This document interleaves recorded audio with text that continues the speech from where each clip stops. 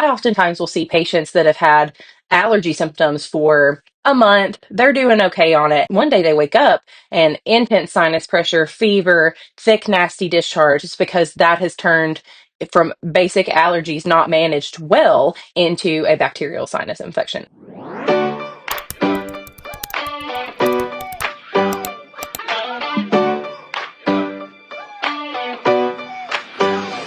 Is it a sinus infection or is it just a cold? Today, we're covering the top signs of a sinus infection, what causes it, how to take care of it, and when to seek a provider's care. I'll also answer your most frequently asked questions like, are sinus infections contagious? And can I treat my sinus infection over the counter? Plus, the truth about antibiotics like Z-Paks. I'm Carrie Beth, a board certified physician assistant, and we serve all of the Tennessee residents across the state of Tennessee for telehealth urgent care. So if you're wondering what's going on with your sinuses, I got you covered. A sinus infection, also known as sinusitis or acute rhinosinusitis, is a condition that affects the nasal mucosa in your sinuses, and it causes them to become inflamed and swollen, which causes that congestion. When that congestion happens, it starts to narrow the exit point of like congestion and mucus and all of that. Now, a viral sinus infection happens. Sinusitis, itis is an inflammation of, and sinusitis is the inflammation of your sinuses. So most of these are caused by viruses causing vasodilation in the blood vessels in your nasal passages, which causes that swelling and that congestion, and why you feel like you're talking like your nose is plugged when you have a sinus infection because of all of that swelling. That is not a bacterial sinus infection. A bacterial sinus infection starts after the fact that you've had this inflammation and congestion going on for a while. And some of the ways that it happens is you get this inflammation, it narrows the passages, it congests you, you can't breathe well. And so all of that mucus gets stuck in here. And then after 10 plus 14 days or so, it can turn into a bacterial sinus infection, which includes most of the time one-sided intense pressure, whether it's in your maxillary sinuses, your frontal sinuses, and then you have two more smaller sinuses back here. And it causes that intense pressure and facial pain and congestion. You get thick, nasty, purulent green yellow discharge from your sinuses. You bend over, you get that intense pressure that's reproduced when you bend forward. A lot of the time you'll get ear pressure, postnasal drip with the nasty discharge coming out because all of this is interconnected. You get the ear fullness and the ear pressure and the pain because your eustachian tube, which is the tube that connects your ear into your sinuses in the back of your throat, gets all of that fluid up in there, and that's what causes that ear pressure and that pain. So that is what causes it. That's kind of what happens in the process of sinusitis. It does not start out as a bacterial infection. Most of the time it's caused by viral infections, allergies, and then eventually turns into a bacterial infection. Yes, there are upper respiratory bacteria that can cause upper respiratory infections like mycoplasma, atypical pneumonia, but we're looking at 10 to 14 days of symptoms that just don't get better. And we're not just going to throw you on an antibiotic when your symptoms start, unless there is concern for mycoplasma and we test for it and so on and so forth. You might hear people ask if they have a sinus infection or a cold. Here's the difference. A cold usually improves within a week or so. A sinus infection starts out with a cold, progresses on, doesn't get better. You try over-the-counter supportive therapy, nasal rinses, nasal sprays, decongestants, saline rinses, etc., and still doesn't get better. Then you hit around 10 to 14 days, and that's when it starts to get suddenly worse, where you get that intense pain and pressure. There are several different causes of sinus infections. You have viruses, that's one of the most common, and it happens after a cold. You develop a bacterial sinus infection after you have that upper respiratory viral cold that you have.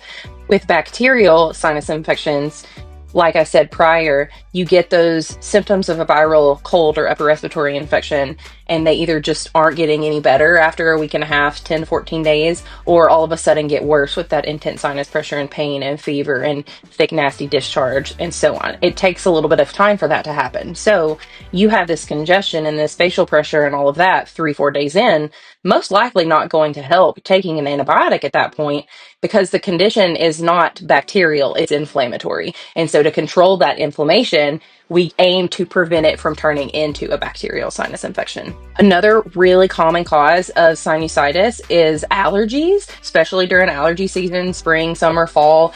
Even some people have allergies in the winter, but it's the same concept. It's that inflammation caused by an allergy source causing a histamine reaction in your sinuses, which gives us that congestion and that swelling and that inflammation that causes that congestion.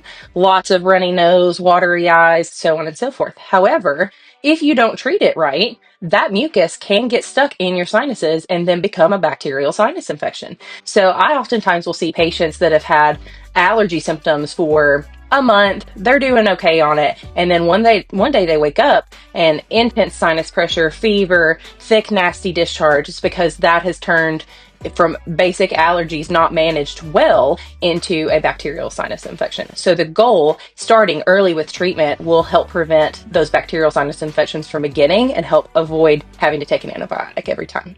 There are other types of structural abnormalities in our sinuses that can cause sinus infections, like increases your risk for them having a deviated septum on that one side, because it's narrowing that exit way for the mucus all to come through, and thus would develop into a sinus infection if it gets stuck in that area, in that sinus cavity. Fungal infections are also a cause of sinusitis and can be life-threatening. These are very rare.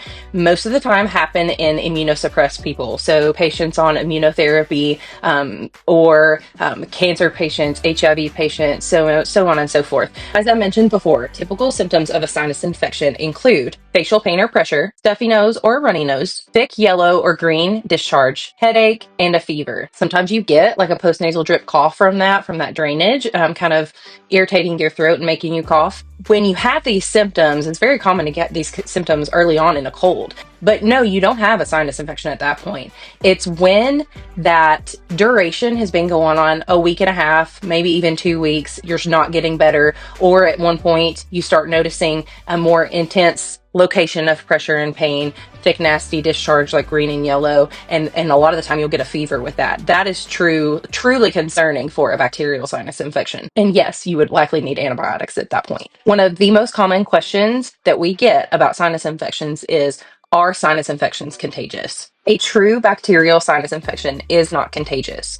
However, the symptoms that started all of these upper respiratory symptoms that you've had for 10 days to 2 weeks, that was likely contagious. It is now developed into a secondary infection, aka a bacterial sinus infection, and that is not contagious at this point. It's what started the symptoms in the first place that were contagious. If you ever wonder, can I treat a sinus infection at home?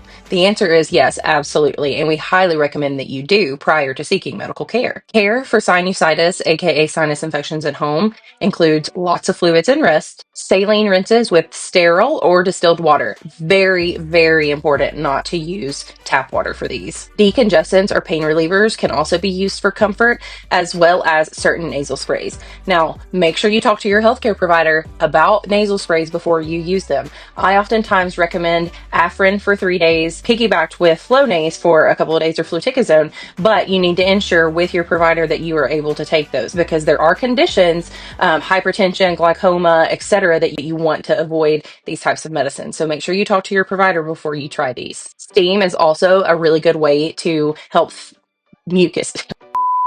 It's a really good way to help thin the secretions in the mucus. Guaifenesin, which is an expectorant, is one that we often use. It's known by the brand name of Mucinex, and it helps to thin secretions also, so you can get those out better. But you have to make sure you're staying hydrated when you take things like this. If symptoms last more than 10 days, get better, and then suddenly get worse again, or you develop a fever, you may need to seek a provider. This is very possible. You may have a bacterial sinus infection at this point. Okay, so for frequently asked questions, we're going to do a little quick recap. Are sinus infections contagious? Like I said earlier, not usually, but the viruses that can cause them are in the initial stages of you feeling unwell. Will a sinus infection go away on its own? Most viral sinus infections will improve on their own with the supportive care in about 7 to 10 days and don't actually need antibiotic treatment. Can I treat sinus infections from over-the-counter medications? Abso-freaking-lutely you can. That's oftentimes what we recommend initially in the first place. And most of the time, it's perfectly enough to take care of your symptoms and prevent you from getting a bacterial sinus infection. Another super common request that I get when seeing patients is treatment for a sinus infection with a Z-Pak or azithromycin. This it may have been a thing back in the day, maybe before I was really practicing, but it has been used so often and honestly inappropriately for so long that the coverage is no longer sufficient for a bacterial sinus infection. So when you are diagnosed with a bacterial sinus infection and you request a Z-Pak and the provider tells you no, it's not because we don't want to listen to you. It's just because we know that the efficacy is pretty low. And the more often you use it, the less likely your symptoms are even going to get better, and then causes more GI symptoms than you don't need. And then you end up having to be on another antibiotic anyways. So it's best to avoid using azithromycin to treat bacterial sinus infections due to their resistance that have been developed over the years. Knowing the difference between a sinus infection versus a cold can be a huge game changer for you. And understanding the best care for a sinus infection can help you recover faster. If you're in Tennessee and you're not sure what you're dealing with, Tennessee Premier Health is here to help. Schedule a telehealth appointment today.